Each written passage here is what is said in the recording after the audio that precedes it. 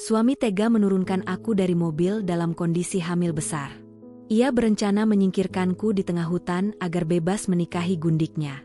Namun saat kulihat tas ponsel dan dokumen pentingnya masih di jok mobil, lalu kulakukan rencana, rahasia, saat itu juga kubuat. Yuk, absen dulu di kolom komentar. Sobat kisah berasal dari kota mana saja? Jangan lupa tekan like dan subscribe, ya. Dukungan kalian sangat berarti agar channel ini terus berkembang dan bisa menyajikan cerita yang lebih seru. Terima kasih. Angin sore berbisik lembut melalui tirai jendela kamar mereka, menari-nari di atas foto pernikahan yang tersenyum polos. Lilis mengusap perutnya yang baru saja membulat, senyum tak tertahankan mengembang di bibirnya. Di dalam sana, sebuah kehidupan kecil sedang tumbuh, buah cinta yang ia dan Jaka tanam dengan penuh harap. Nanti kita ajak dia ke sini ya, Jak. Lihat matahari terbenam dari balkon ini, gumam Lilis, membayangkan sosok mungil berlarian di ruang keluarga sempit itu. Jaka, dari balik layar laptopnya, hanya membalas dengan suara parau, Tatapannya tertancap pada deretan angka merah di spreadsheet, alisnya berkerut membentuk parit kekhawatiran. Kebahagiaan mereka ibarat kaca patri yang indah dilihat dari jauh. Sebuah mahakarya yang dipajang untuk tetangga dan keluarga. Lihat, Lilis dan Jaka, pasangan ideal. Namun, di balik kilau warna-warninya, retakan halus sudah mulai merambat. Retakan bernama utang. Retakan bernama tuntutan keluarga. Retakan bernama karir Jaka yang mandek, sementara tanggungan hidup kian membesar. Malam itu, setelah makan malam yang hening, Jaka menghampiri Lilis yang sedang merajut sepatu bayi. Lis, panggilnya, suaranya datar namun ada getar aneh di ujungnya. Aku punya ide. Sebelum si kecil lahir, bagaimana kalau kita pergi? Hanya kita berdua. Semacam honeymoon ulang tahun. Ke tempat sepi, jauh dari semua ini. Ke hutan. Aku dengar ada penginapan bagus di tepi Taman Nasional. Mata Lilis berbinar. Serius? Tapi, biayanya, Jak. Aku urus. Sudah lama kita tidak quality time. Bujuk Jaka, tangannya menggenggam lembut bahu Lilis. Percayalah padaku. Dan Lilis, yang hatinya dipenuhi cahaya kehamilan dan nostalgia akan masa pacaran mereka, hanya bisa mengangguk. Ia percaya. Selalu percaya. Itu adalah pondasi cintanya. Kepercayaan buta pada pria yang pernah bersumpah melindunginya di bawah langit berbintang. Ia tidak melihat bayangan gelap yang melintas di mata Jaka. Tidak mendengar kegamangan yang tersembunyi di balik janji manis itu. Ia hanya melihat suaminya, calon ayah dari anaknya, yang ingin merajut kembali keintiman mereka. Pagi keberangkatan, Jaka terlihat sangat sibuk. Tas ranselnya berat. Dia berkata itu berisi perlengkapan darurat dan kamera. Lilis memakai jaket kesayangannya, yang masih muat meski perutnya sudah membengkak. Hatinya berbunga-bunga, seperti gadis kecil yang diajak kencan pertama kali. Mobil mereka meninggalkan kota, meninggalkan hiruk-pikuk, masuk ke dalam pelukan jalan berliku yang dikelilingi hijaunya pegunungan. Lilis memandang keluar jendela, berhayal tentang malam romantis di bawah gemericik sungai dan desir daun. Ia memegang perutnya, berbisik, "Tenang sayang, kita jalan-jalan sama ayah." Jaka menyetir dengan wajah kaku. Senyumannya jarang.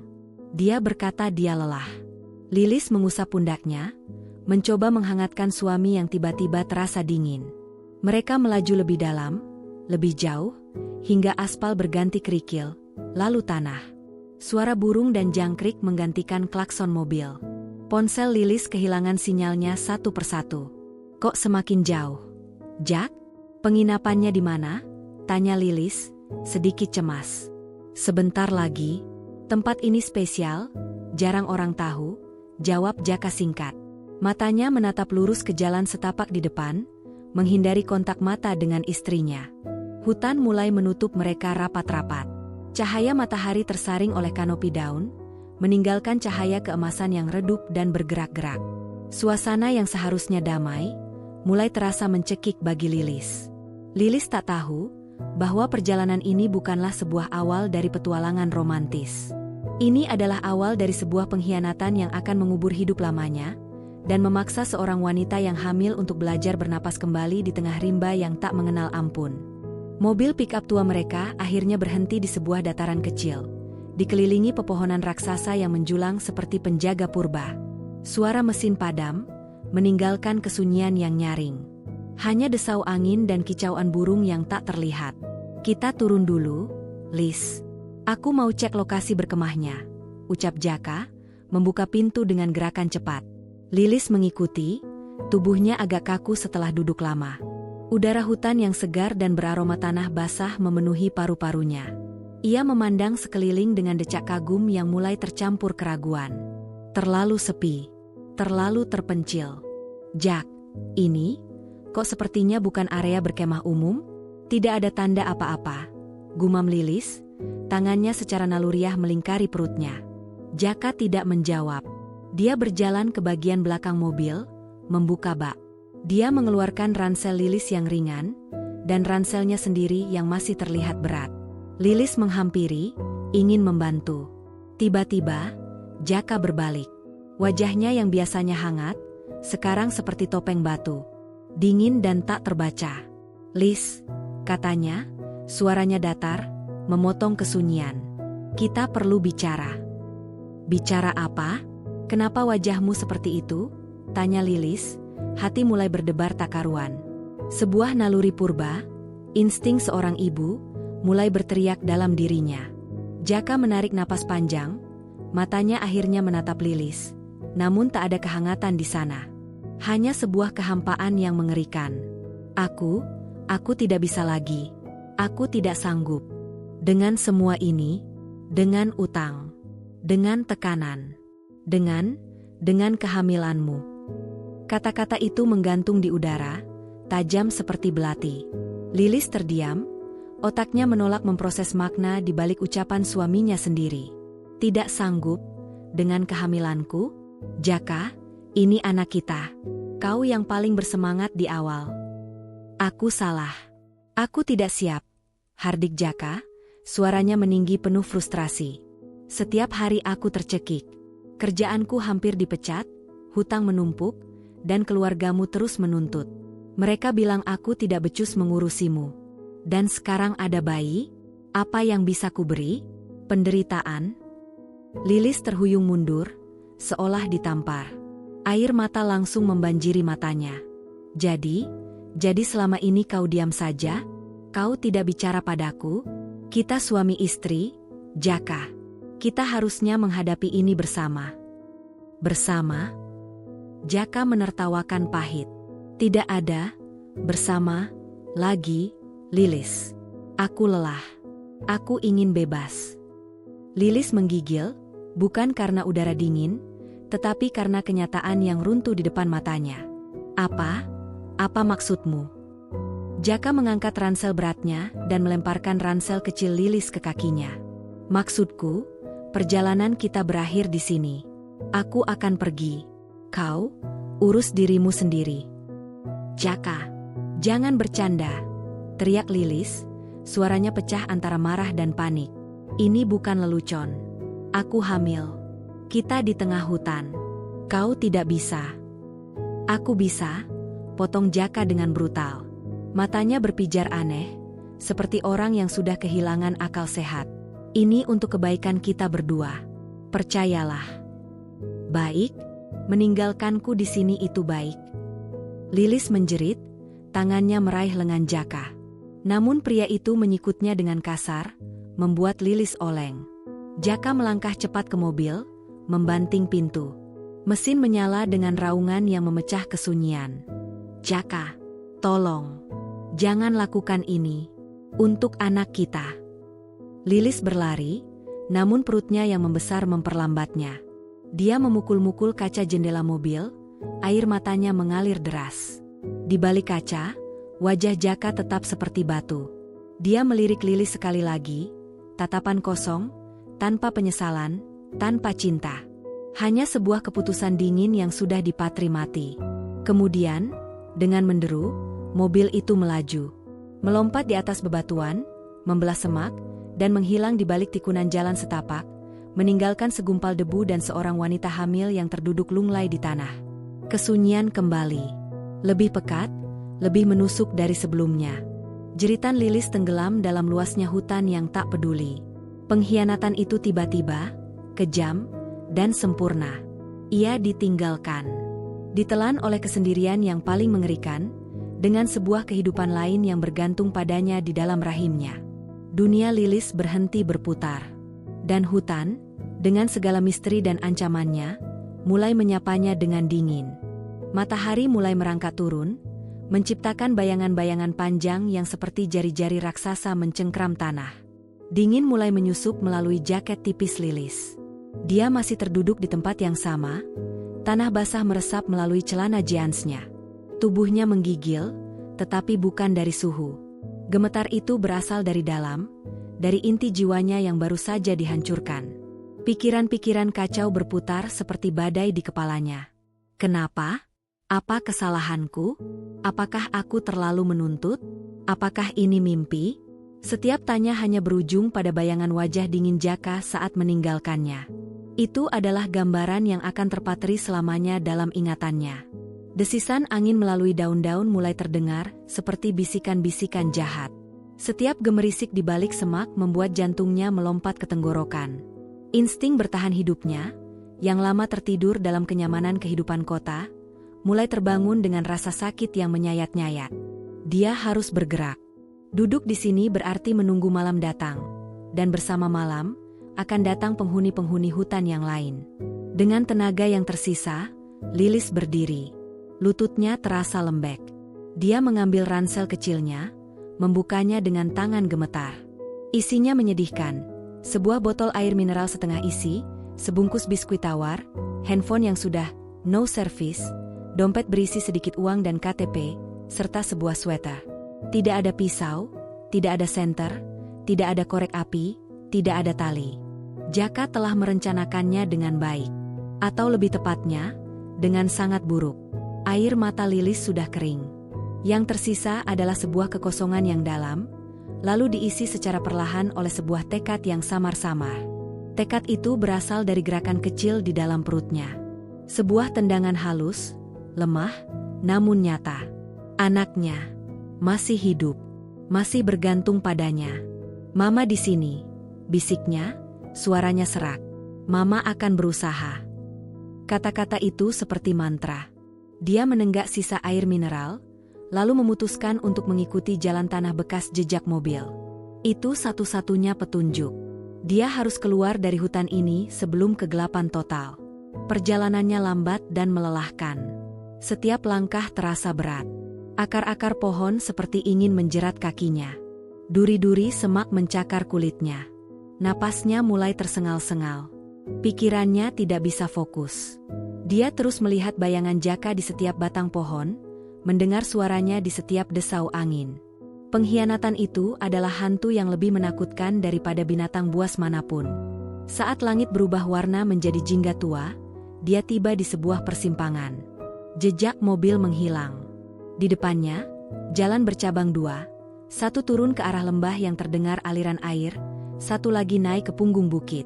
Keputusasaan mulai merayap lagi. Dia lelah, haus, dan lapar. Biskuit tawar itu sudah habis. Botol air kosong. Dia duduk di sebuah batu, menatap kedua jalan itu. Mana yang benar?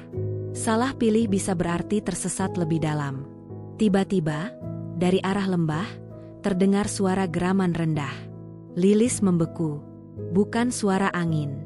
Itu suara hewan. Dan cukup dekat. Dia tidak punya waktu untuk berpikir.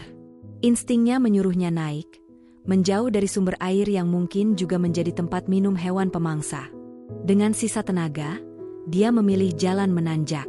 Mendaki dengan kondisi hamil adalah siksaan. Setiap tarikan napas terasa seperti pisau di paru-paru.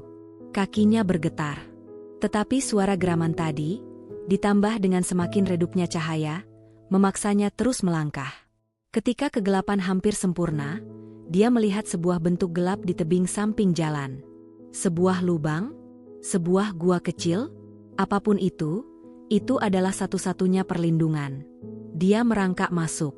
Ruangannya sempit, cukup untuk satu orang merunduk. Bau tanah dan lumut basah memenuhi hidungnya. Setidaknya, di sini dia terlindung dari angin malam yang mulai menggigit. Duduk bersandar di dinding gua yang dingin, Lilis akhirnya menyerah pada air matanya. Isak tangisnya pecah dalam gelap, sunyi, dan sendu. Dia menangis untuk pengkhianatan, untuk ketakutannya, untuk ketidakberdayanya. Dia menangis untuk bayi dalam kandungannya yang harus mengalami ini semua. "Aku takut," bisiknya ke dalam gelap. "Aku sangat takut." Tidak ada jawaban. Hanya dengungan nyamuk dan suara-suara malam hutan yang asing dan mengancam. Malam pertama Lilis di rimba dimulai dengan air mata, kelaparan, dan dingin yang merasuk sampai ke tulang. Namun, di tengah semua itu, ada satu hal yang tidak padam. Detak jantung kecil di dalam rahimnya, yang berdegup beriringan dengan degup jantungnya yang ketakutan. Itu adalah nyala api kecil di tengah kegelapan yang pekat.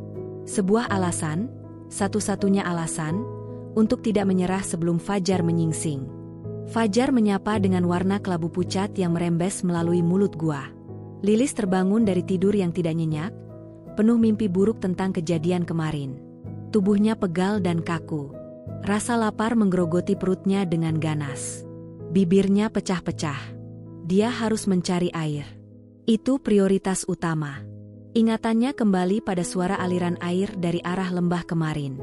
Meski takut dengan geraman misterius itu, dia tidak punya pilihan. Dengan perut yang semakin keroncongan, bayi di dalamnya butuh nutrisi. Dia butuh tenaga. Perlahan, dia merangkak keluar dari persembunyiannya. Dunia terlihat berbeda di pagi hari. Masih menakutkan, tapi setidaknya terlihat. Dia memutuskan untuk turun ke lembah, tetapi dengan sangat hati-hati, sambil terus memantau sekeliling. Setelah perjalanan hati-hati yang terasa sangat panjang, dia menemukan sebuah aliran sungai kecil yang jernih. Airnya berkilau ditimpa sinar matahari pagi. Bagi Lilis, itu adalah pemandangan terindah yang pernah dia lihat. Tanpa pikir panjang, dia berlutut dan menciduk air dengan tangannya, meminumnya dengan lahap. Rasa dingin dan segarnya menyebar ke seluruh tubuhnya, sedikit mengusir kabut keputusasaan. Tapi air saja tidak cukup. Dia butuh makanan. Matanya menyisir tepian sungai. Dia melihat beberapa tanaman pakis muda, dan ingat membaca di suatu tempat bahwa pucuk pakis bisa dimakan. Dengan ragu-ragu, dia memetik beberapa helai, menggosoknya untuk membersihkan, lalu memakannya. Rasanya pahit dan berserat, tapi setidaknya itu sesuatu. Di pinggir sungai, dia melihat jejak-jejak kecil hewan. Dia juga melihat beberapa batu yang bisa digunakan sebagai alat. Pikirannya, yang kemarin beku oleh trauma, mulai bekerja. Dia bukan lagi Lilis yang bergantung pada suami. Dia adalah Lilis yang harus menyelamatkan diri dan anaknya. Dia mengumpulkan beberapa batu pipih yang tajam tepinya. Satu dia simpan sebagai alat potong atau pengerik yang mungkin. Dia juga menemukan sebatang kayu mati yang kuat, yang bisa digunakan sebagai tongkat sekaligus senjata untuk melindungi diri. Saat menelusuri sungai ke arah hilir, berharap itu akan menuntunnya keluar, dia menemukan pohon dengan buah beri kecil berwarna merah. Hati-hati, dia mengingat-ingat pelajaran sekolah dulu, tidak semua beri aman. Dia memetik satu, menggosokkannya di kulit tangannya, menunggu reaksi. Saat tidak ada gatal atau ruam, dia menjilatnya sedikit. Rasanya masam. Dia menunggu beberapa menit. Tidak ada efek buruk. Akhirnya, dengan hati berdebar, dia memakan segenggam kecil beri itu. Perutnya yang kosong langsung bereaksi, tapi bukan dengan sakit, melainkan dengan rasa lega. Ini adalah kemenangan kecil pertama. Dia menemukan air dan makanan. Sepanjang hari itu, Lilis berjalan mengikuti aliran sungai. Dia sering berhenti untuk beristirahat, mendengarkan tubuhnya dan bayi di dalam kandungan. Dia mulai berbicara pada bayi itu, menceritakan tentang burung-burung yang dia lihat, tentang bentuk awan, tentang rasa beri yang masam. Bicara padanya membuatnya merasa tidak terlalu sendirian. "Lihat sayang, itu kupu-kupu. Warnanya biru, indah sekali ya," bisiknya sambil tersenyum lemah. Itu adalah senyuman pertama sejak bencana itu terjadi. Namun, alam tidak selalu ramah. Di sebuah tikungan, dia hampir menginjak ular yang sedang berjemur di batu. Hanya teriakan ketakutan dalam hati dan loncatan mundur yang membuatnya selamat. Jantungnya berdebar kencang. Dia belajar, harus lebih waspada. Sore hari, dia menemukan sebuah pohon besar yang berlubang di pangkalnya. Rongganya cukup untuk dia masuk dan lebih aman daripada gua di tebing. Dia mengumpulkan daun-daun kering untuk dijadikan alas tidur. Dengan batu tajamnya, dia berusaha memotong beberapa dahan berduri untuk ditumpuk di mulut rongga sebagai penghalang sederhana. Ketika malam tiba, dia sudah berada dalam tempat tidur barunya yang primitif. Dingin masih menyiksa, dan rasa lapar tetap ada, tetapi ada sesuatu yang berbeda. Rasa takutnya tidak lagi melumpuhkan. Rasa kesepiannya tidak lagi menyiksa. Ada sebuah penerimaan yang pahit. Dia menerima bahwa Jaka benar-benar pergi. Dia menerima bahwa dia sendirian. Dan dari penerimaan itu, muncul sebuah kekuatan yang tak terduga. Kekuatan seorang ibu yang terpojok. Dia mengusap perutnya. Kita bisa melewati ini, nak. Mama janji. Kita akan keluar dari sini. Dan kita akan baik-baik saja, hanya kita berdua. Bulan bersinar di langit, menerangi hutan dengan cahaya perak. Di dalam rongga pohon, seorang wanita hamil tidur dengan lebih tenang, memeluk tongkat kayunya erat-erat. Dia masih takut, masih sedih, tapi api tekad di matanya tidak lagi redup. Api itu mulai menyala, dipupuk oleh pelajaran-pelajaran keras dari bumi dan air, dan oleh cinta tanpa syarat untuk kehidupan yang dia bawa. Hari-hari berikutnya mengalir dalam pola yang monoton namun penuh kewaspadaan. Bangun dengan dingin pagi, minum air sungai, mencari makanan, pucuk pakis, beri yang aman, dan sekali dia beruntung menemukan telur burung di sarang rendah yang ditinggalkan, lalu berjalan lagi mengikuti aliran sungai. Tubuhnya beradaptasi dengan kerasnya hidup. Otot kakinya mengencang. Tangannya yang dulu halus kini penuh lecet dan goresan. Tapi dia merasa lebih kuat, secara fisik dan mental. Namun, pikiran tentang Jaka tidak pernah benar-benar hilang. Ia adalah hantu yang menghantui setiap hening. Saat dia berjalan, bayangan mereka berjalan-jalan di taman.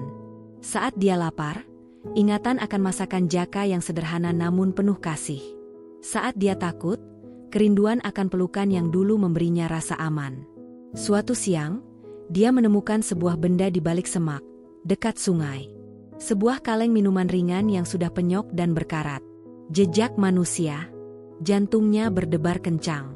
Tapi setelah diperiksa, kaleng itu sudah sangat lama, ditumbuhi lumut. Harapannya pupus seketika. Dia masih sangat jauh dari dunia manusia. Kesepian itu terkadang lebih menyakitkan daripada rasa lapar. Dia mulai berbicara dengan bayinya lebih sering, menceritakan segala hal. Dulu ayah, suatu kali dia mulai, lalu berhenti. Bisakah dia menyebut Jaka sebagai ayah untuk anak ini setelah apa yang dilakukannya? Rasa sakitnya masih segar. Dulu ada seseorang yang suka membacakan puisi untuk mama. Lanjutnya, memilih kata-kata dengan hati-hati. Tapi orang itu pergi. Dan kita tidak membutuhkannya lagi. Kita cukup kuat berdua. Dia juga mulai merenung. Apa yang salah dengan pernikahan mereka? Apakah dia terlalu buta? Apakah tanda-tanda itu sudah ada dan dia mengabaikannya? Tekanan finansial? Jaka memang sering terlihat pusing akhir-akhir ini, tapi dia selalu bilang, "Jangan khawatir, aku yang urus." Lilis mempercayainya. Mungkin itulah kesalahannya. Terlalu percaya dan tidak mau melihat lebih dalam. Dia juga teringat momen-momen canggung. Tatapan Jaka yang kosong saat dia mengabarkan kehamilannya. Keengganannya menyentuh perutnya. Komentar-komentar sinis dari keluarga Jaka yang selalu merendahkannya. Mungkin benih pengkhianatan itu sudah ditanam sejak lama, dan tekanan kehamilan hanya menjadi pemicu akhir. Renungan-renungan ini menyakitkan, tapi juga membersihkan. Seperti membuka luka lama untuk dibersihkan nanahnya. Rasa sakitnya tajam, tapi setelah itu, ada ruang untuk penyembuhan. Suatu hari, dia menemukan jejak baru. Jejak sepatu bot. Bukan jejak mobil, tapi jejak kaki manusia di tanah lumpur dekat sungai. Jejaknya masih relatif baru, mungkin 1 atau 2 hari lalu. Harapan membuncah lagi. Dia mengikuti jejak itu dengan hati berdebar-debar. Jejak itu membawanya meninggalkan aliran sungai, masuk ke dalam hutan yang lebih lebat. Dia berjalan dengan semangat baru, tongkat kayunya dipegang erat. Bayinya seolah mengerti, bergerak-gerak dengan riang. Setelah beberapa jam, dia tiba di sebuah lapangan kecil. Dan di tengah lapangan itu, ada sebuah pondok. Pondok kayu tua, sebagian atapnya sudah runtuh, tapi itu adalah buatan manusia. Dengan air mata berkaca-kaca, Lilis berlari, sebisanya, mendekat. Pondok itu tampak ditinggalkan lama.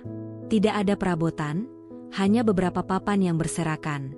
Tapi di sudutnya, dia menemukan harta karun, sehelai kain terpal plastik yang robek-robek, sepotong kawat, dan yang paling berharga, segenggam korek api dalam bungkus plastik yang sudah basah. Dia berusaha menyalakan korek itu. 1, 2, 3, gagal. Korek keempat akhirnya menyala, memberikan nyala api kecil yang hangat. Lilis menangis melihatnya. Api, sumber kehangatan, penerangan, dan bisa untuk memasak. Dia memutuskan untuk bermalam di pondok. Dengan terpal, dia menambal bagian atap yang bocor. Dengan korek api dan dedaunan kering, dia berhasil menyalakan api kecil di luar pondok, dengan sangat hati-hati agar tidak membakar hutan. Malam itu, untuk pertama kalinya, dia tidak kedinginan. Dia duduk di dekat api, kehangatannya menyelimuti tubuhnya yang lelah. Dia melihat ke langit berbintang melalui atap pondok yang bolong. Bintang-bintang itu sama dengan yang dulu ia pandang bersama Jaka. Tapi sekarang, perasaannya sudah berbeda. Dia tidak lagi merindukan pelukan Jaka. Dia merindukan kasur yang empuk, makanan hangat, dan rasa aman. Tapi lebih dari itu, dia merindukan masa depan di mana dia dan anaknya bisa tertawa lepas, tanpa bayang-bayang pengkhianatan. Pondok tua itu adalah titik balik. Itu bukan hanya tempat berteduh. Itu adalah simbol bahwa dia bisa menemukan cara, bahwa dia bisa beradaptasi, bahwa dia tidak hanya pasif menunggu penyelamatan. Api unggun kecil itu menerangi wajahnya yang kurus dan kotor, namun di matanya ada cahaya baru. Cahaya keberanian yang lahir dari keputusasaan. Dia sudah meninggalkan bayangan Jaka cukup jauh di belakang. Sekarang, pandangannya tertuju ke depan, keluar dari hutan, melahirkan anaknya dengan selamat, dan memulai hidup baru. Kenangan masih ada, tapi tidak lagi menguasainya. Dia sudah belajar mendengar bisikan hutan, dan sekarang, dia juga mulai mendengar bisikan kekuatannya sendiri. Beberapa hari berlalu di pondok tua. Lilis menggunakan waktu untuk memulihkan tenaga dan merencanakan langkah selanjutnya. Jejak sepatu bot yang membawanya ke sini sudah menghilang, tetapi dia menemukan jalur setapak kecil di belakang pondok yang tampaknya sering dilalui hewan, atau mungkin manusia. Itu menjadi harapan barunya. Dengan bekal air dalam botol plastik bekas yang dia temukan dan dibersihkan, serta beberapa pucuk pakis dan beri yang dia kumpulkan, dia memulai perjalanan lagi. Jalur setapak itu menanjak tajam, menembus hutan yang semakin rapat. Suara sungai sudah jauh di belakang, digantikan oleh kesunyian yang hanya dipotong oleh kicauan burung dan derit dahannya sendiri. Kekuatan barunya diuji. Tanjakan membuat napasnya terengah-engah. Dia harus sering berhenti. Bayinya seolah protes, bergerak-gerak tidak nyaman. Lilis terus berbicara menenangkan, "Sebentar lagi sayang, kita cari jalan keluar." Di puncak tanjakan, dia terpana. Jalur setapak itu berakhir di sebuah tebing yang memandang ke sebuah lembah yang luas. Di kejauhan, sangat-sangat jauh, dia melihat asap tipis mengepul. Asap. Itu bisa berarti permukiman. Kegembiraan membanjiri dirinya.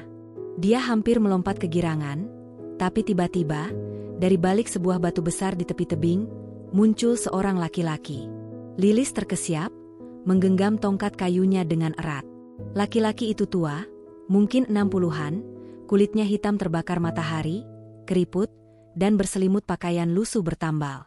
Dia membawa tongkat yang lebih kokoh dan sebuah keranjang anyaman penuh dengan akar-akar dan daun. Matanya tajam, menyorotkan kejutan yang sama. "Siapa kau? Apa kau lari dari mereka?"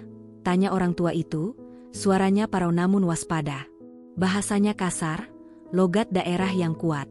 Lilis terdiam, otaknya bekerja cepat. "Mereka? Siapa? Apakah orang ini berbahaya?" Tapi dia terlihat seperti pengumpul tanaman hutan, bukan seperti Jaka yang berpenampilan rapi. "Saya tersesat," jawab Lilis akhirnya, suaranya gemetar. "Suami saya meninggalkan saya di sini. Saya hamil. Dia sengaja menyebut kehamilannya, berharap itu akan menyentuh sisi manusiawi orang ini. Mata orang tua itu menyempit, memandang dari ujung kepala sampai kaki Lilis. Tatapannya tertahan pada perutnya yang membuncit, lalu pada lecet-lecet di tangan dan kakinya. Ekspresi kerasnya sedikit meleleh. Ditinggalkan? Di hutan ini? Hamil? Gumamnya, seperti tak percaya. Dia mengangguk pelan, seolah memahami sesuatu yang pahit. Ikut saya. Tempat saya tidak jauh. Lebih aman daripada di sini. Lilis ragu. Instingnya berkecamuk. Ikuti orang asing? Tapi dia sudah berhari-hari sendirian, dan ini adalah pertemuan manusia pertama. Dan dia butuh pertolongan.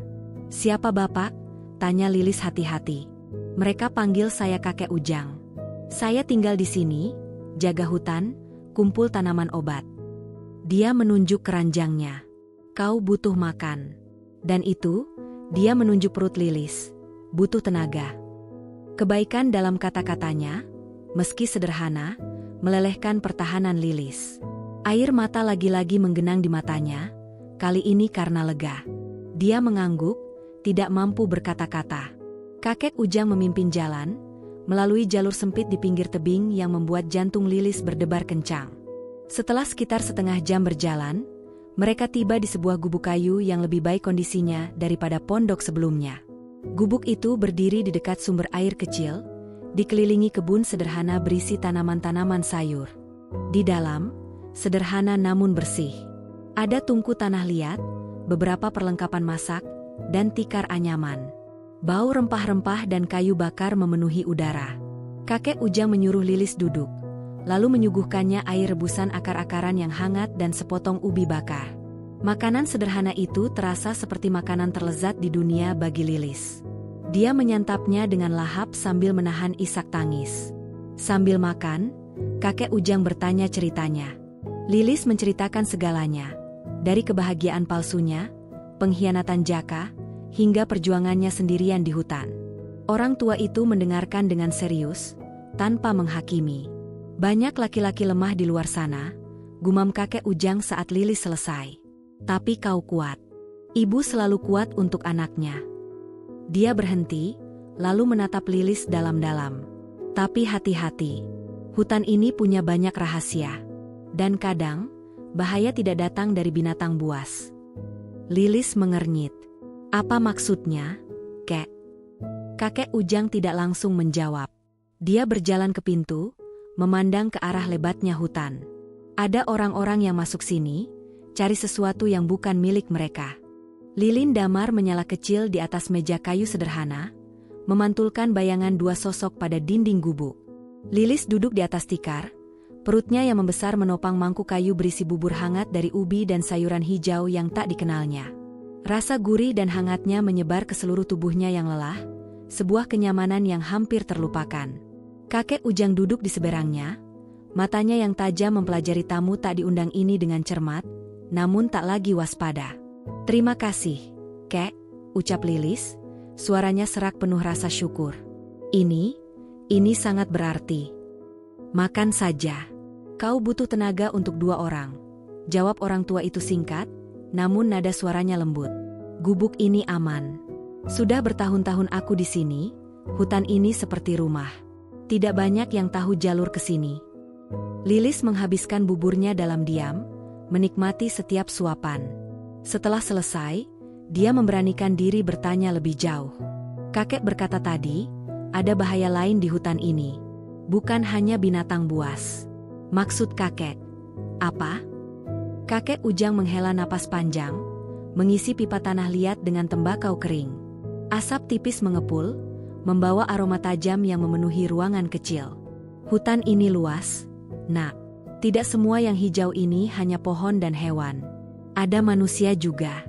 Jenis manusia yang melihat hutan hanya sebagai lahan jarahan. Dia menatap api di perapian. Beberapa tahun lalu, sekelompok orang datang. Mereka bilang survei, cari tanaman langkat untuk penelitian. Aku percaya. Aku tunjukkan beberapa tempat. Tapi ternyata, mereka pencuri. Mereka tebang pohon-pohon tua, ambil akar-akar berharga, tinggalkan lubang dan kerusakan. Saat aku protes, kakek Ujang terdiam, tangannya membuka kancing baju lusuhnya, memperlihatkan bekas luka panjang dan buruk di dada kirinya. Ini jawaban mereka. Lilis menarik napas tajam. Astaga. Aku sembunyi, pulih lama sekali. Sejak itu, aku lebih hati-hati. Aku tahu mereka masih sesekali masuk, cari area baru. Mereka punya peta, punya alat. Mereka seperti hama. Matanya berbinar keras. Jadi, ketika aku melihatmu sendirian di tebing, pikiranku langsung melayang. Jangan-jangan kau umpan, atau kau kabur dari mereka. Bukan, Kek. Saya benar-benar hanya korban suami saya yang pengecut, kata Lilis, suaranya bergetar meski sudah tak ada air mata tersisa. Aku tahu sekarang, ucap kakek Ujang, mengangguk. Tapi ini yang ingin ku sampaikan. Nak, dunia di luar sana, dan bahkan di dalam hutan ini, penuh dengan orang yang bisa menghancurkanmu dengan cara berbeda. Suamimu hancurkan hatimu. Para perusa hutan ini hancurkan tubuhku dan rumahku. Kejahatan itu banyak rupanya. Perkataan itu menggantung berat di udara. Lilis memandang api unggun, merenung. Dia pikir penderitaannya adalah yang paling parah.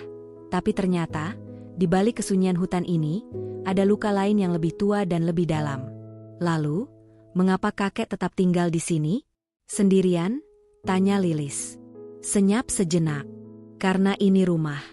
Karena di sini, aku masih berguna. Tanaman-tanamanku menyembuhkan. Pengetahuanku tentang hutan ini masih bisa melindunginya. Sedikit.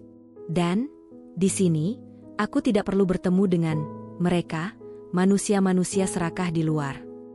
Dia menatap Lilis. Tapi kau berbeda. Kau punya alasan untuk kembali.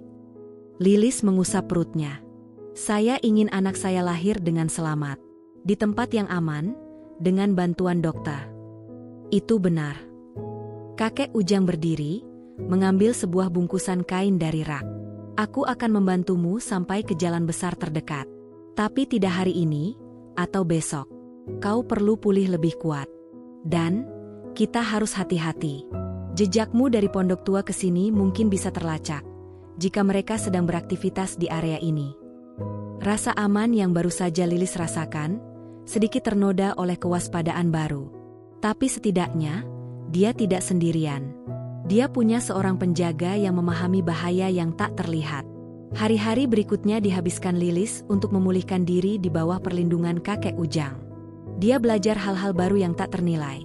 Mana akar yang bisa dimakan, daun mana yang bisa menyembuhkan luka, bagaimana membaca tanda-tanda alam untuk mengetahui cuaca atau keberadaan hewan.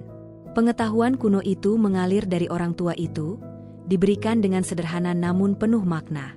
Suatu pagi, saat mereka berdua sedang memanen beberapa umbi di kebun kecil, kakek Ujang tiba-tiba membeku. Tangannya melambai, memberi isyarat diam.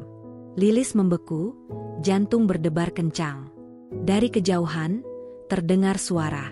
Bukan suara alam. Suara mesin. Suara gergaji mesin dan suara kasar laki-laki berteriak-teriak. Mereka, bisik kakek Ujang, wajahnya keras. Mereka dekat. Lebih dekat dari yang kukira. Dia menarik lengan Lilis dengan lembut namun pasti.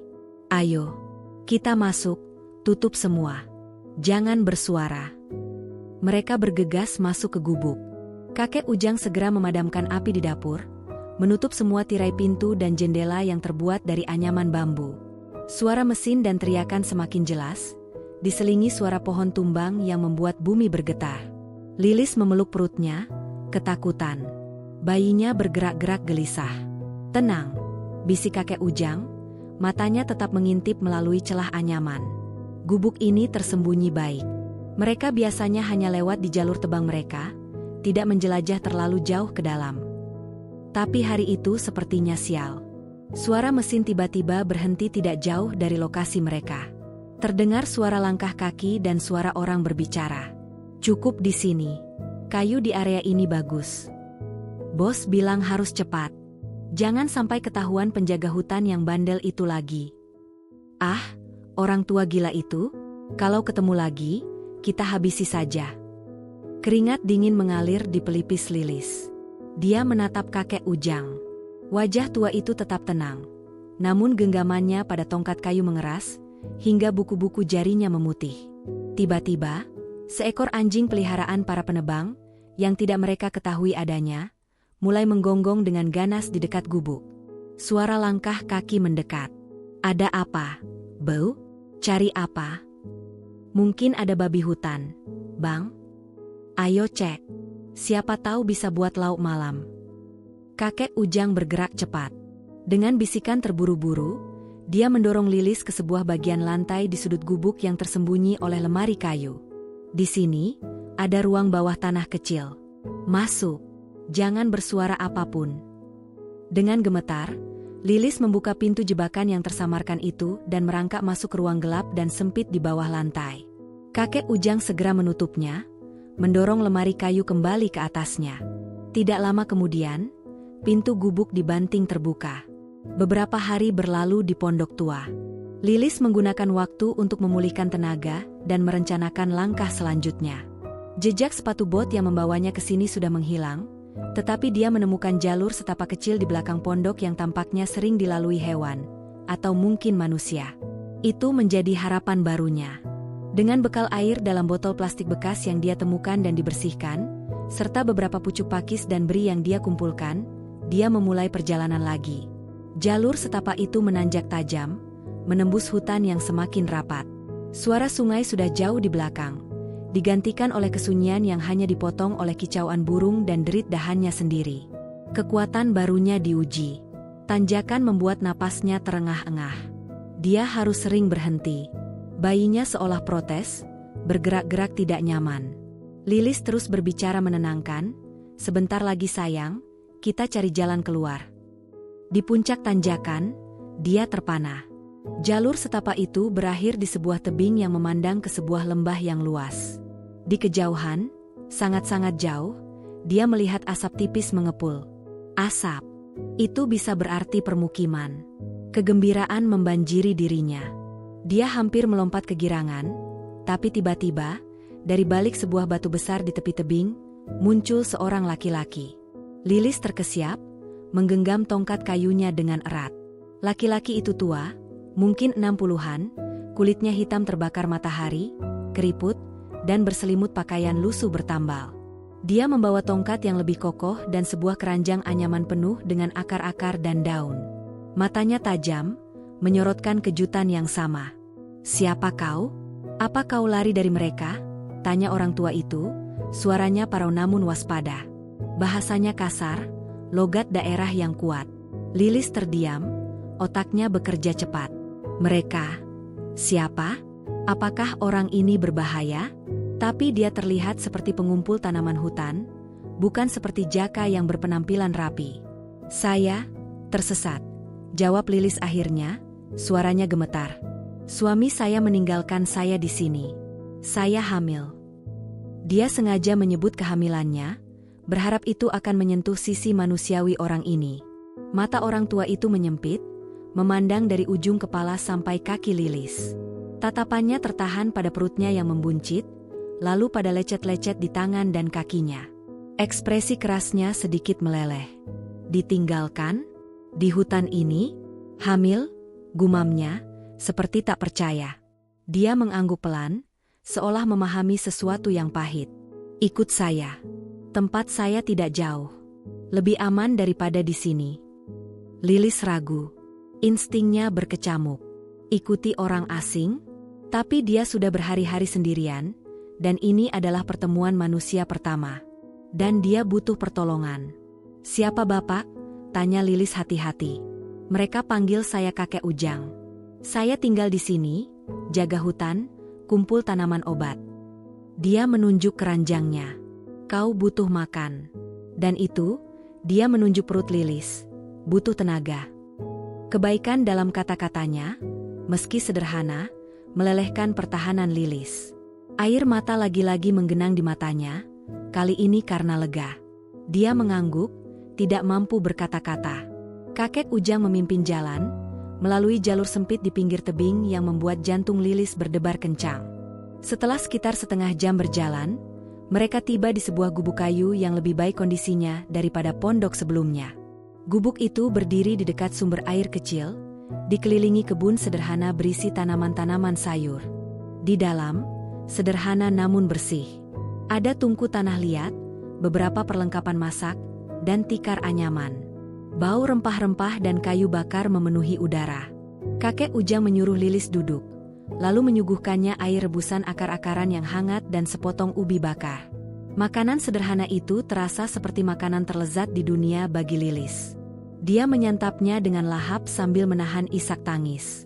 Sambil makan, kakek Ujang bertanya ceritanya. Lilis menceritakan segalanya, dari kebahagiaan palsunya, pengkhianatan Jaka, hingga perjuangannya sendirian di hutan. Orang tua itu mendengarkan dengan serius, tanpa menghakimi. Banyak laki-laki lemah di luar sana, gumam kakek Ujang saat Lilis selesai. Tapi kau kuat. Ibu selalu kuat untuk anaknya. Dia berhenti, lalu menatap Lilis dalam-dalam. Tapi hati-hati. Hutan ini punya banyak rahasia. Dan kadang, bahaya tidak datang dari binatang buas. Lilis mengernyit. Apa maksudnya, Kek? Kakek Ujang tidak langsung menjawab. Dia berjalan ke pintu, memandang ke arah lebatnya hutan. Ada orang-orang yang masuk sini, cari sesuatu yang bukan milik mereka. Jalur yang mereka lalui bukanlah jalur yang pernah dilalui Lilis sebelumnya. Ini adalah urat nadi tersembunyi di tubuh hutan, hanya dikenal oleh mereka yang sudah menyatu dengan denyut-denyutnya. Kakek Ujang melangkah dengan pasti, bagaikan membaca peta yang terpahat di ingatannya. Lilis mengikutinya, napasnya memburu, namun tekadnya membaja. Setiap langkah menjauh dari gubuk yang dihancurkan adalah langkah menuju keselamatan bayinya. Bulan purnama menggantung tinggi, menembus kanopi daun dengan lembut, menciptakan pola cahaya dan bayangan yang bergerak-gerak seperti hantu. Suara hutan malam lebih nyaring, serangga bersahutan, burung malam sesekali bersuara, dan gemerisik hewan-hewan kecil di balik semak. Kini, Lilis tidak lagi mendengar suara-suara itu sebagai ancaman, tetapi sebagai bagian dari simfoni alam yang harus dia dengarkan untuk bertahan hidup. Mereka berjalan berjam-jam, hanya berhenti sebentar untuk minum dari sungai kecil atau mata air yang diketahuinya kakek Ujang. Orang tua itu bagaikan ensiklopedia hidup. Dia menunjukkan pada Lilis tanaman tertentu yang bisa menghilangkan lelah, dan akar yang bisa dikunyah untuk menjaga kesadaran. Pengetahuan itu dia serap dengan lahap, bukan lagi sekadar penasaran, tetapi sebagai bekal untuk hidupnya yang akan datang. Saat fajar mulai menyingsing, warna-warna kelabu merekah di ufuk timur, kakek Ujang mengajaknya beristirahat di sebuah gua kecil tersembunyi di balik jalinan akar pohon beringin raksasa. Kita tidur di sini. Siang hari terlalu berisik untuk perjalanan, dan kita butuh istirahat, ujarnya, suaranya parau oleh kelelahan. Usianya memang tak muda lagi, dan perjalanan semalam jelas menguras tenaganya. Lilis mengangguk, tubuhnya lemas namun otaknya masih tegang. Berapa jauh lagi, Kek? Jika berjalan dengan kecepatan ini, dan tanpa halangan, mungkin 1 malam lagi, jawabnya sambil membuka bungkusan makanan sederhana mereka. Kita akan sampai di pos jaga tua. Sudah lama ditinggalkan, tapi dari sana, ada jalur bekas roda truk kayu. Ikuti jalur itu ke timur, kau akan sampai di desa pinggir hutan. Dan kakek? Apa kakek akan ikut ke desa? Kakek Ujang diam sejenak, mengunyah ubi keringnya perlahan. Aku akan antarkan kau sampai pos itu. Pastikan kau aman. Setelah itu, aku belum tahu. Mungkin mencari tempat baru di dalam hutan. Atau, dia menatap Lilis, mungkin ikut kau sebentar, pastikan kau bertemu orang yang tepat. Lilis tersenyum lemah. Saya berhutang nyawa pada kakek. Kita tidak usah bicara hutang. Kau adalah ibu, dan kau kuat. Itu sudah cukup untuk membuatku membantu. Mereka tidur bergantian. Lilis tidur lebih dulu, sementara kakek Ujang berjaga. Saat gilirannya berjaga, dia duduk di mulut gua, memandangi hutan yang mulai hidup di pagi hari. Pikirannya melayang ke Jaka. Apakah dia menyesal? Apakah dia mencari dirinya? Atau justru lega karena telah membuang bebannya? Rasa sakit itu sudah tidak lagi tajam, tetapi berubah menjadi sebuah kepedihan yang tumpul, sebuah fakta pahit yang harus diterima. Yang penting sekarang adalah anak dalam kandungannya. Tidurnya singkat dan tidak nyenyak. Mereka bangkit lagi saat matahari mulai condong ke barat, mempersiapkan diri untuk perjalanan malam kedua. Namun, takdir ternyata memiliki rencana lain. Mereka baru berjalan sekitar 2 jam ketika kakek Ujang tiba-tiba berhenti. Dia berjongkok, memeriksa tanah di depan mereka. Wajahnya berkerut. "Apa, Kek?" bisik Lilis, hati berdebar. "Jejak baru, bukan hewan." Dia menunjuk bekas sepatu bot di tanah lumpur yang lembab. Jejaknya banyak, kacau, dan di antaranya ada jejak ban traktor atau kendaraan berat beroda rantai. Mereka, para penebang. Mereka sudah sampai di jalur ini. Artinya, mereka di depan kita. Atau mungkin sudah lewat. Tapi jejak ini masih sangat segar. Tidak lebih dari beberapa jam. Kakek Ujang berdiri, matanya memindai sekeliling dengan kewaspadaan tinggi. Kita harus berputar. Jalur ini sudah tidak aman. Dia mulai memimpin mereka menyimpang dari jalur rahasia, menembus semak belukar yang lebih lebat. Perjalanan menjadi jauh lebih sulit dan lambat. Duri mencakar, akar menjerat. Lilis berjuang untuk terus mengikuti, melindungi perutnya dengan kedua tangan. Kelelahan dan ketegangan mulai membebani tubuhnya yang sudah lama kekurangan gizi. Tiba-tiba, dari arah yang mereka tinggalkan, terdengar suara ledakan keras. Boom! Suara itu memekakan telinga, diikuti oleh gemeretuk pohon tumbang yang dahsyat dan suara sorak-sorai manusia. Lilis terkesiap, hampir kehilangan keseimbangan. Kakek Ujang segera menahannya. Mereka menggunakan dinamit untuk menjatuhkan pohon besar. Bodoh dan rakus, geramnya. Itu berarti mereka berkemah tidak jauh dari sini. Suara itu sangat dekat. Dia menarik napas dalam-dalam. Kita tidak bisa berputar terlalu jauh. Kau tidak kuat. Kita harus tetap bergerak, tetapi dengan sangat hati-hati. Seperti kijang yang mendengar singa. Mereka melanjutkan, kini bagaikan bayangan yang menyusup. Setiap langkah diatur, setiap napas dikendalikan. Suara mesin dan suara manusia semakin jelas, bersama dengan bau solar dan asap kayu terbakar. Cahaya dari lampu-lampu para penebang menerobos celah-celah pepohonan. Lilis merasakan kontraksi palsu di perutnya, sebuah reaksi tubuh terhadap stres yang ekstrim. Dia menahan napas, berusaha tenang. Saat mereka hendak menyeberangi sebuah anak sungai yang dangkal, malang tak dapat ditolak. Seekor ular berbisa yang terganggu oleh keributan di kejauhan, terlontar dari sarangnya di balik batu dan menggigit pergelangan kaki kakek Ujang yang sedang menginjak batu licin. SSSST. Desis kakek Ujang, menahan rasa sakit yang tajam. Dia segera menarik kakinya, tetapi 2 titik merah sudah mengembang di kulitnya yang keriput. Lilis panik. "Kakek." "Diam," bisiknya keras, wajahnya mengerut kesakitan. Dengan cepat, dia merobek sehelai kain dari sarungnya, mengikatnya kuat-kuat di atas bekas gigitan untuk memperlambat penyebaran racun. Bukan ular yang paling mematikan, tapi ini buruk. Aku akan pusing dan lemah. Apa yang harus kita lakukan? Kita harus cari obat. Lilis hampir menangis. Sang penyelamatnya kini terluka. Tidak ada waktu. Mereka terlalu dekat. Kakek Ujang menatap Lilis.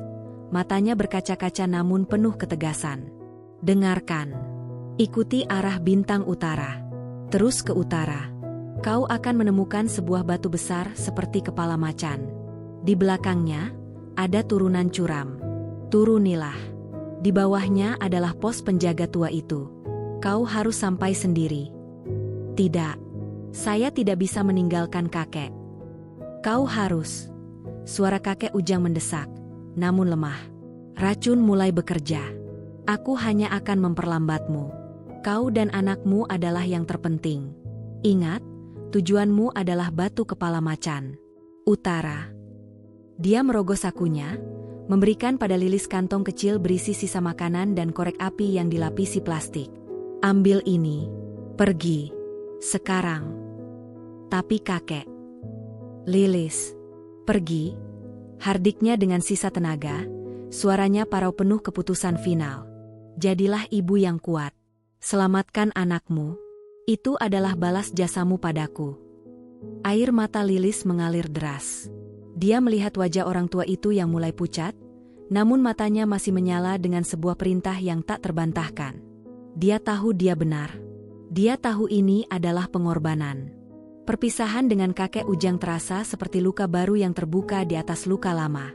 Setiap langkah Lilis menjauhi sungai kecil itu dipenuhi oleh rasa bersalah yang menghunjam dan ketakutan akan nasib orang tua itu. Namun, suara terakhirnya, "Selamatkan anakmu," bergema di kepalanya, mengalahkan segalanya. Itu adalah sebuah perintah suci, sebuah tujuan yang kini menjadi satu-satunya kompasnya. Dia memaksakan diri untuk tidak menoleh. Mata yang berkaca-kaca itu dia arahkan ke langit, mencari rasi bintang yang ditunjukkan kakek Ujang. Bintang utara, sang penunjuk arah. Di tengah lebatnya hutan, hanya celah-celah kecil di antara daun yang memungkinkannya melihatnya. Dia berjalan dengan kepala sering mendongak, berhenti setiap beberapa langkah untuk memastikan arahnya benar.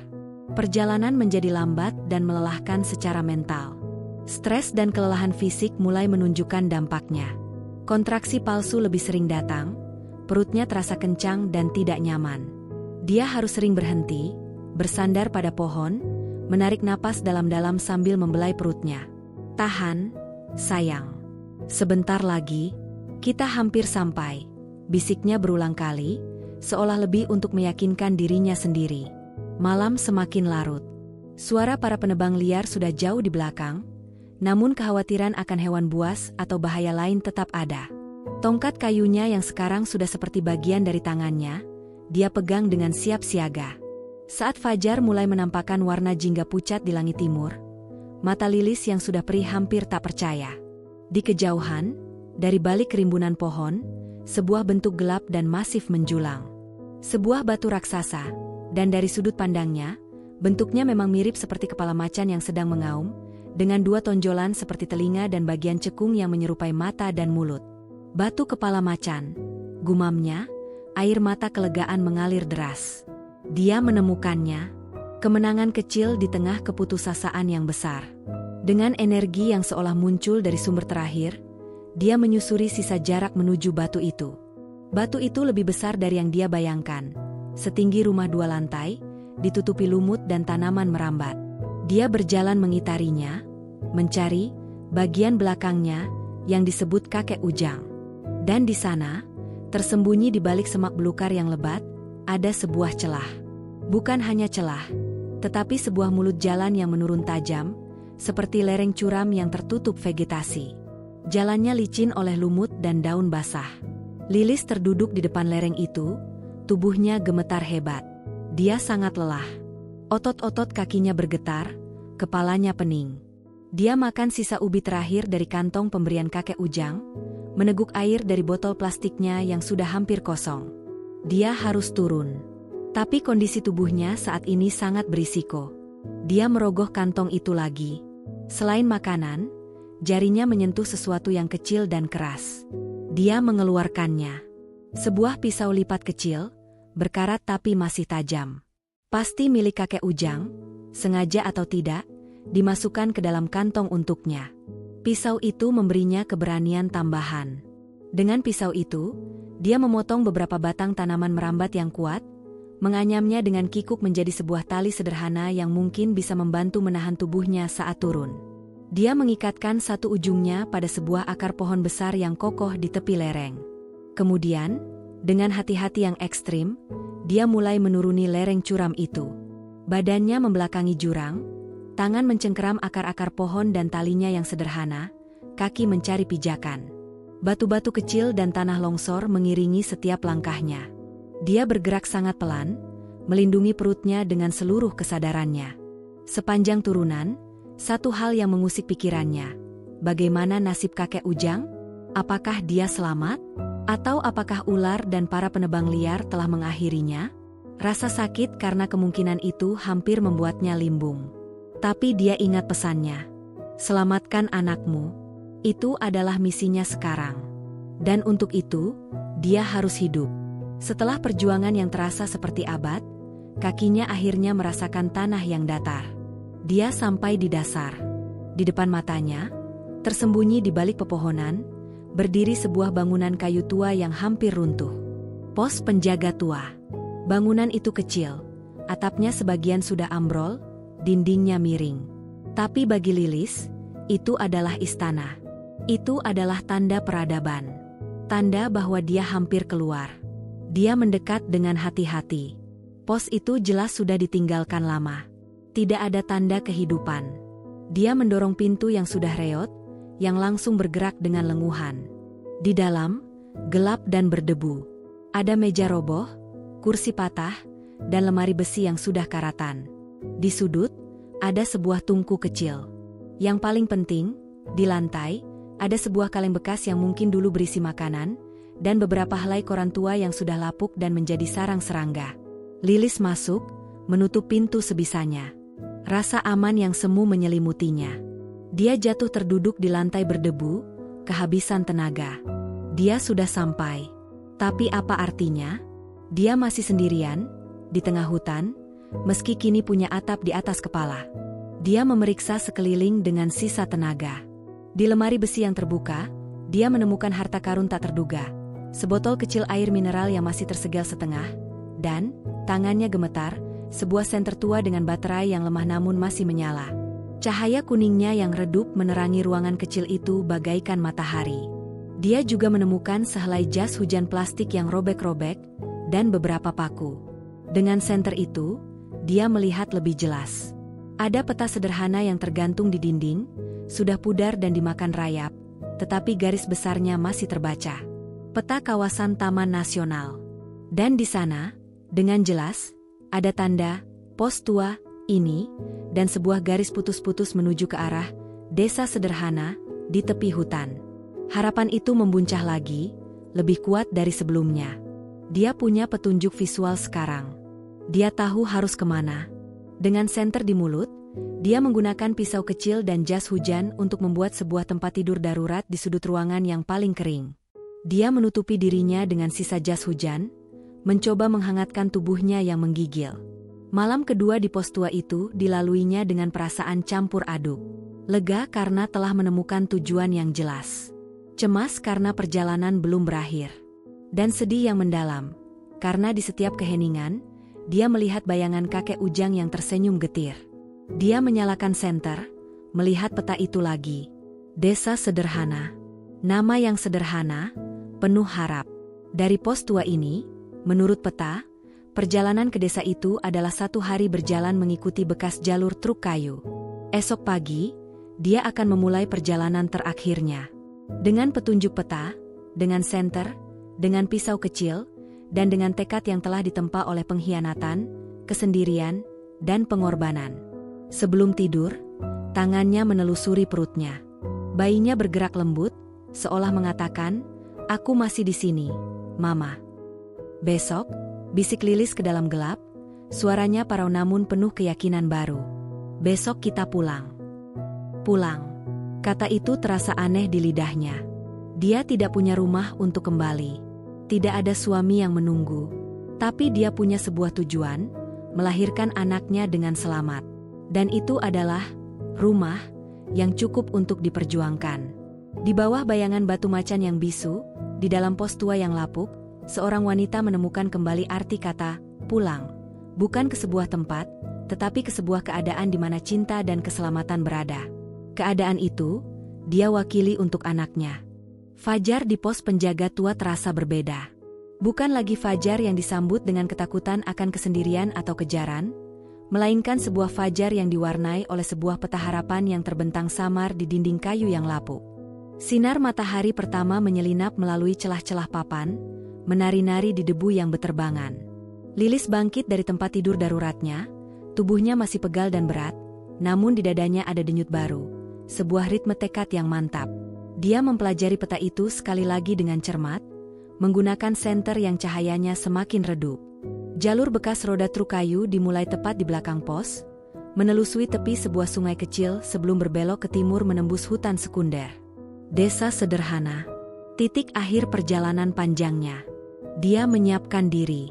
Sisa air dalam botol diminum setengah, sisanya disimpan. Ubi sudah habis. Dia mengisi kantong plastik bekas dengan air dari sungai kecil di belakang pos, Setelah mendidihkannya seadanya di atas api kecil yang dia nyalakan dengan susah payah menggunakan korek api terakhir dan koran lapuk. Makanan adalah prioritas berikutnya. Berbekal pisau kecil kakek Ujang, dia memotong beberapa pucuk pakis muda dan mencoba mencari umbi-umbian di sekitar pos, mengingat pelajaran singkat dari sang kakek. Hasilnya sedikit, tapi cukup untuk mengganjal perut. Sebelum berangkat, dia berdiri sejenak di depan pos tua itu. Dia membayangkan para penjaga hutan yang dulu mungkin berjaga di sini, melindungi kawasan ini dengan sederhana. Kini, bangunan itu melindunginya. Dia mengangguk pelan, sebuah ucapan terima kasih dalam hati, lalu berbalik menuju jalur yang ditunjukkan peta. Bekas jalur truk kayu masih bisa dikenali. Dua alur paralel yang dipenuhi rumput dan semak muda, dengan tanah yang lebih padat di tengahnya. Jauh lebih mudah dilalui daripada menyusuri hutan belantara. Lilis berjalan dengan langkah mantap, tongkat kayunya yang setia mengetuk-ngetuk tanah.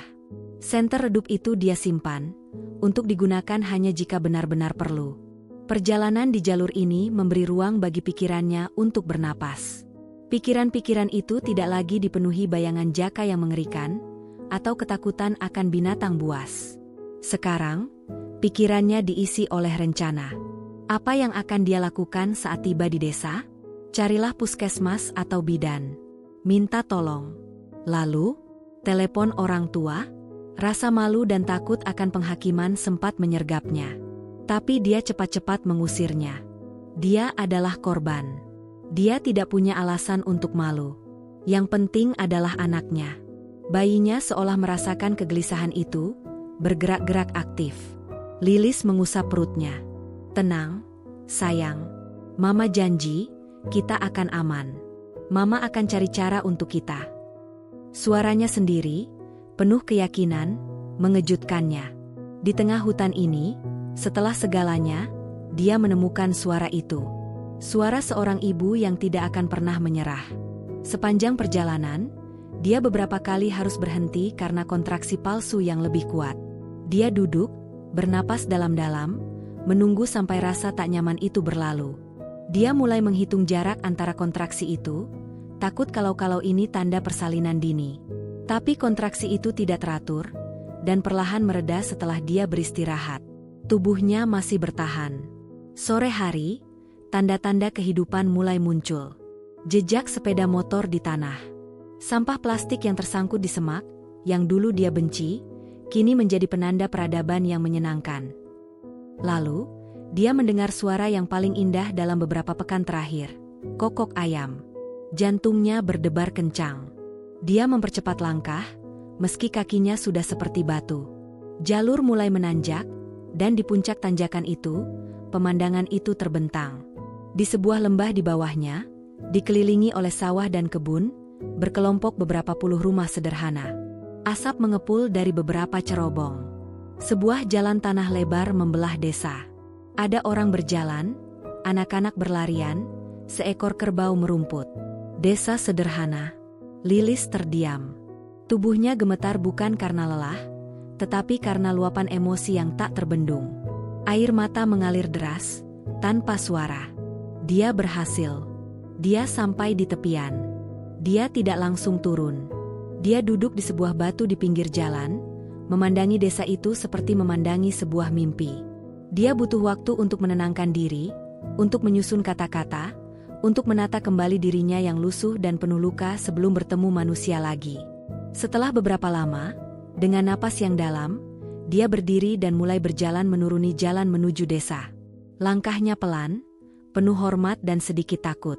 Orang pertama yang melihatnya adalah seorang wanita parubaya yang sedang menjemur padi di halaman. Wanita itu terhenti, mata terbelalak melihat sosok asing yang kotor, kurus, dengan baju compang-camping dan perut yang jelas membesar. "Ibu, siapa? Dari mana?" tanya wanita itu, suaranya berisi keheranan dan kekhawatiran. Lilis membuka mulut, tetapi suaranya tertahan. Dia berusaha tersenyum, namun yang keluar adalah isak tangis yang tersedu-sedu. Dia jatuh berlutut, kehabisan tenaga dan emosi. Keributan itu menarik perhatian tetangga. Beberapa warga berdatangan, berkumpul dengan tatapan penuh rasa ingin tahu dan simpati. Seorang lelaki tua yang berwibawa, mungkin kepala desa, maju ke depan. "Nak, bangun. Kamu siapa? Kenapa bisa seperti ini?" Lilis menarik napas dalam-dalam. Dia memandangi wajah-wajah penuh kerutan oleh matahari dan kehidupan keras. Namun tidak ada satupun yang memiliki keganasan seperti para penebang liar, atau kekosongan seperti Jaka. Di wajah-wajah itu, dia melihat kejujuran, dan mungkin, belas kasihan. Dengan suara bergetar namun jelas, dia mulai bercerita. Singkat, tentang suami yang meninggalkannya di hutan saat dia hamil. Tentang perjuangan sendirian. Tentang kakek Ujang yang menolong dan mengorbankan dirinya. Tentang pos penjaga tua dan peta. Dia tidak menyebut detail kekejaman Jaka, atau ketakutan akan penebang liar. Ceritanya fokus pada usahanya untuk sampai ke desa ini. Sunyi menyelimuti setelah dia selesai. Beberapa wanita menyeka air mata. Lelaki tua itu menghela napas panjang. Matanya berkaca-kaca. "Kau sangat berani, Nak," ujarnya, suaranya berat. "Kami akan membantumu." Itulah awal dari gelombang kebaikan yang hampir membuat Lilis kelimpungan. Dia dibawa ke rumah kepala desa. Istrinya, seorang wanita gemuk dengan mata teduh bernama Mbah Siti, segera memandikannya dengan air hangat, memberikannya pakaian bersih yang longgar, dan menyuapinya bubur hangat dengan telur. Seorang bidan desa dipanggil. Bidan itu memeriksa kondisi Lilis dan kandungannya. Bayinya kuat, ibu juga kuat meski kelelahan. Tidak ada tanda-tanda bahaya untuk persalinan saat ini. Tapi ibu butuh istirahat dan makanan bergizi, kata bidan itu dengan lembut. Malam itu, untuk pertama kalinya setelah berapa lama, Lilis tidur di atas kasur, berselimut bersih, di dalam ruangan yang aman dan hangat. Rasanya hampir tak nyata. Dia terbangun beberapa kali, memastikan ini bukan mimpi. Keesokan harinya, seluruh desa sudah tahu kisahnya. Mereka datang membawa apa yang mereka punya. Sebutir telur, seikat sayur, beras, pakaian bayi bekas yang masih layak. Seorang pemuda yang mengendarai motor ke kota kecamatan, membantunya menghubungi orang tuanya. Saat suara ibunya yang pecah dan terisak-isak terdengar dari telepon satelit milik kepala desa, barulah Lilis benar-benar menangis melepas semua beban. "Ibu, maafkan saya. Saya mau pulang." "Pulang, Nak. Ibu jemput." "Ayah dan ibu jemput," teriak ibunya dari seberang sana. Bantuan juga datang dari pihak berwajib setelah kepala desa melaporkan kejadian tersebut. Polisi datang mengambil keterangan. Nama Jaka dicatat. Pencarian terhadap kakek Ujang juga dimulai, meski dengan harapan yang tipis karena luasnya hutan. Hari-hari berlalu.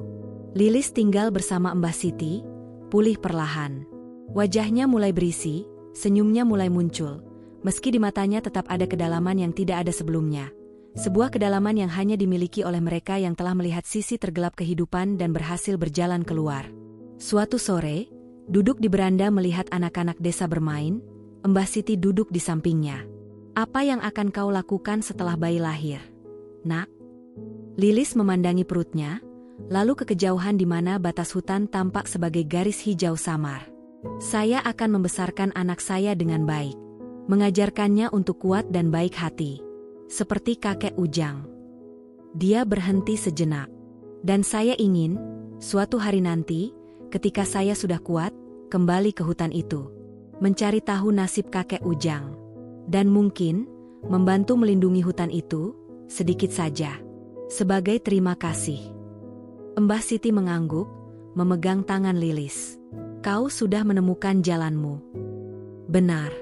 Perjalanan panjang Lilis melalui kegelapan hutan telah berakhir di tepian desa yang terang ini.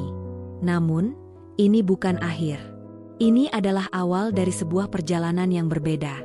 Awal dari kehidupan sebagai seorang ibu tunggal yang tangguh. Awal dari proses penyembuhan luka-luka yang tidak terlihat.